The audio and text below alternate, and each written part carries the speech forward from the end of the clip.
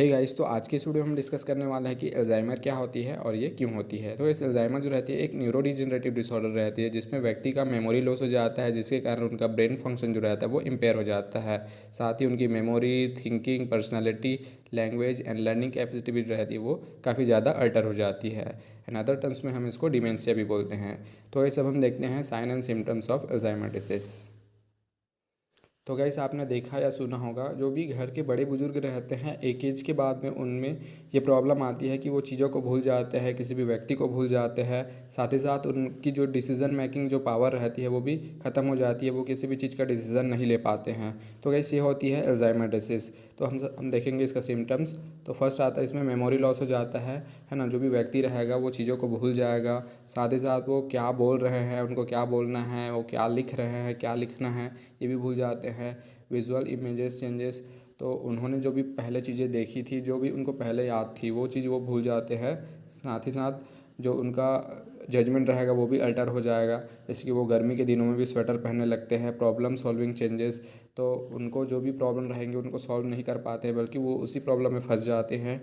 Personality and mood changes, social changes, misplacing items, तो जो भी ऑब्जेक्ट रहते हैं जैसे कीस हो गया, मोबाइल्स एंड वॉलेट्स हो गया, तो उनको कहाँ पे रखना है वो भूल जाएंगे। जैसे कि मोबाइल्स को वो पानी में डालने लग जाते हैं, है ना। और साथ ही साथ अपने जो कीज़ रहते हैं, पर्स, उनको कहाँ रखे हैं ये चीज़ भूल जाते हैं। तो ये है sign and symptoms of Alzheimer disease.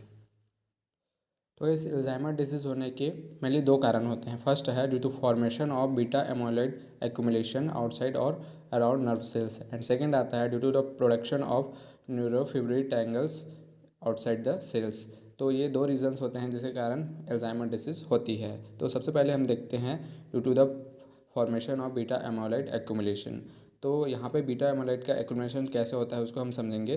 तो गाइस, ये है हमारा एपीपी, जिसको हम बोलते हैं एमोलाइड प्रिकर्सर प्रोटीन। तो एमोलाइड प्रिकर्सर प्रोटीन एक प्रकार का प्रोटीन है जो कि ब्रेन सेल्स के मेम्ब्रेन में पाया जाता है, जो कि न्यूरॉन्स के ग्रोथ, उसके डेवलपमेंट, उसके रिपेयरिंग एंड साथ ही साथ न्यू सिनेप्स के फॉर्मेशन में हेल्प करते हैं। तो गाइस, जब सेलुलर पाथवे के थ्रू जब इस एपीपी की कटिंग होती है, तो जो हमारा अल्फा सेक्रेटेज जो एंजाइम रहता है वो इसमें यहाँ पे कट लगाता है और इसको दो इक्वल फ्रेगमेंट में कन्वर्ट कर देता है।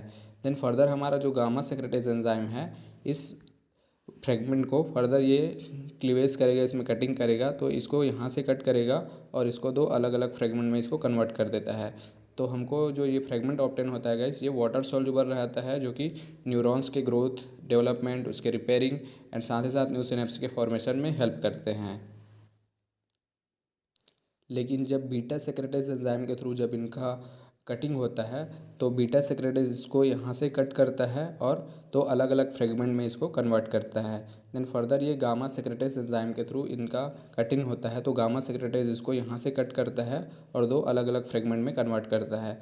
तो जो हमारा ये वाला फ्रेगमेंट रहता है गाइस, वो वाटर में इनसॉल्युबल रहता है, जिसके कारण इसका एक्यूमुलेशन हो जाता है, और एक्यूमुलेशन हो जाने के कारण जो हमारी बॉडी की इम्यून सिस्टम रहती है उसको एज अ फॉरेन पार्टी का रिकॉग्नाइज करती है, जिसके कारण यहाँ पे एंटीजन एंटीबॉडी रिएक्शन होती है और इन्फ्लेमेशन होता है और न्यूरॉन्स का डिजनरेशन हो जाता है, यहाँ पे डिग्रेडेशन हो जाएगा, जिसके कारण यहाँ पे कोलिनर्जिक न्यूरॉन्स का यहाँ पे ट्रांसमिशन नहीं हो पाएगा, जिसके कारण एसिटाइल कोलिन जो रहता है उसका ट्रांसमिशन नहीं होगा। और हम जानते हैं कि एसिटाइल कोलिन जो रहती है वो सेल्स मेमोरी एंड लर्निंग के लिए काफ़ी ज़्यादा इंपॉर्टेंट रोल प्ले करती है। तो यहाँ पे एसिटाइल कोलिन की डिफिशियंसी के कारण व्यक्ति का मेमोरी लॉस हो जाता है, वो किसी भी चीज़ को भूल जाता है। देन सेकंड रीज़न आता है due to the formation of neurofibril tangles. तो हमारा जो न्यूरोफिब्रिल टैंगल्स रहता है वो टाउ प्रोटीन्स का कलेक्शन रहता है। तो गैस, यहाँ पे देख सकते हैं ये हमारा एक न्यूरॉन्स है, जो कि जिसमें cell body, dendrites and axons होता है। तो हमारा जो एक्सॉन पार्ट रहता है वो यहाँ पे माइक्रोट्यूब्यूल से बना होता है, एंड माइक्रोट्यूब्यूल्स रहता है वो टाउ प्रोटीन से बना रहता है।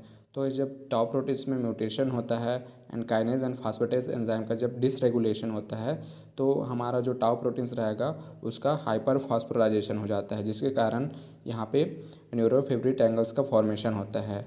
एंड इस पे इसका मतलब जब फास्फोराइजेशन होगा तो यहाँ पे इसका जो माइक्रोट्यूब्यूल्स रहेगा उसका डीपॉलीमराइजेशन होता है, जिसके कारण जो टाउ प्रोटीन्स रहेंगे, माइक्रोट्यूब्यूल्स रहेंगे, उसका डिग्रेडेशन हो जाता है, जिसके कारण हमारा जो यहाँ पे एक्सॉन्स रहेगा, मतलब जो न्यूरॉन्स रहेंगे, उसका यहाँ पे डिग्रेडेशन हो जाएगा, जहाँ पे सेल्स, जिसके कारण सेल सिग्नलिंग जो रहती है वो स्टॉप हो जाती है और कोलिनर्जिक न्यूरॉन्स का ट्रांसमिशन नहीं होता है, जिसके कारण यहाँ पे मेमोरी लॉस हो जाती है और अल्जाइमर डिसीज काउस होती है। तो गाइस आई होप सो ये वीडियो आपको काफ़ी अच्छे से समझ में आई होगी। तो प्लीज़ इस वीडियो को लाइक कीजिए, शेयर कीजिए अपने फ्रेंड्स के साथ में, एंड इसी तरह के वीडियोज़ को देखने के लिए बने रहिए हमारे साथ। Thank you.